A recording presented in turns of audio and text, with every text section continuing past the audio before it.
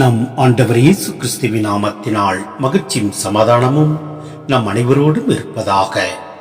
சீராக் 2:1-11 முடிய.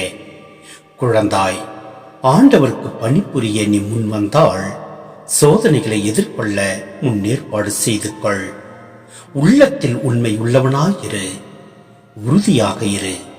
துன்ப வேளையில் பதற்றமுடன் செயலாற்றாதே. ஆண்டவரை சிக்கென பிடித்துக்கொள். அவரை விட்டு விலகி செல்லாதே. உன் வாழ்க்கையின் முடிவில் வளமை அடைவாய். என்ன நேர்ந்தாலும் ஏற்றுக்கொள். இழிவு வரும்போது பொறுமையாயிரு. நெருப்பில் பொன் புடமிடப்படுகிறது. ஏற்புடைய மனிதர் மானக்கேடு என்னும் முளையில் சோதித்து பார்க்கப்படுகின்றனர். ஆண்டவரிடம் பற்றுறுதி கொள். அவர் உனக்கு துணை செய்வார். உன் வழிகளை சீர்படுத்து. அவரிடம் நம்பிக்கை கொள். ஆண்டவருக்கு அஞ்சுவோரே, அவரிடம் இரக்கத்துக்காக காத்திருங்கள். நெறி பிழாதீர்கள், பிழந்தால் வீழ்ச்சி அடைவீர்கள்.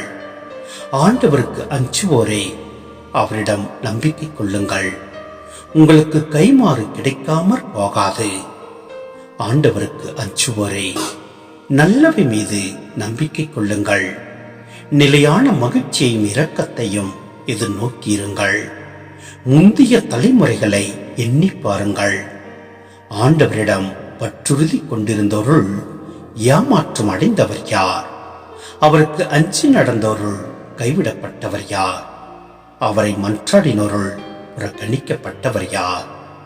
ஆண்டவர் பரிவும் இரக்கமும் உள்ளவர், பாவங்களை மன்னிப்பவர், துன்ப வேளையில் காப்பாற்றுகிறவர்.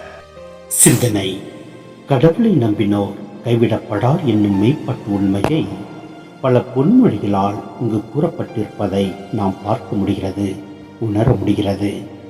ஆண்டவருக்கு அஞ்சி வாழ்கிறவர்களின் வாழ்க்கை நெறி எப்படி இருக்க வேண்டும் என்பதை அறிவுரைகளாலும் வினாக்களாலும் அறிவுறுத்தி உச்சக்கட்ட உண்மையாய் ஆண்டவரின் பரிவு, இரக்கம், மன்னிப்பு, மீட்பு ஆகியவற்றை அறிக்கையிடப்பட்டுள்ளதை நாம் பார்க்கின்றோம். மேலும் நம் ஆண்டவர் மீது அசைக்க முடியாத கடவுள் நம்பிக்கையை காட்டும் உச்சக்கட்டமாய் இது விளங்குகின்றது. நம் ஆண்டவரில் முழு நம்பிக்கை வைத்து நாம் செயல்படுகின்ற போது எப்படிப்பட்ட சோதனைகள் நம்மை எதிர்கொண்டாலும் அவற்றிலிருந்து நாம் தப்பிக்க நம் ஆண்டவர் நம்மோடு இருந்து நம்மை வழி நடத்துவார், ஆசீர்வதிப்பார். ஆமென்.